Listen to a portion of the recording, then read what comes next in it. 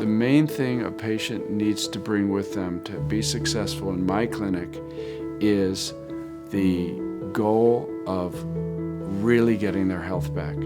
We are not able to help people who are sick but happy to just take pharmaceutical medications and struggle their way through their day. This is not a good patient for us.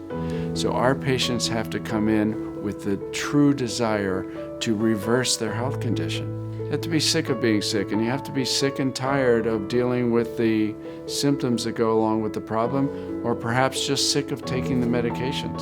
Or maybe the medications aren't working.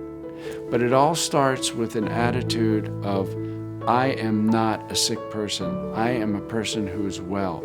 I am a person who can function properly. And I've got to do what it takes to do that. A patient has to come in with the understanding that they are responsible for their health.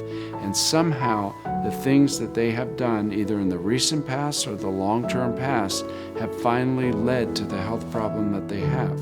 And it can be reversed by taking away these various things that got them there in the first place.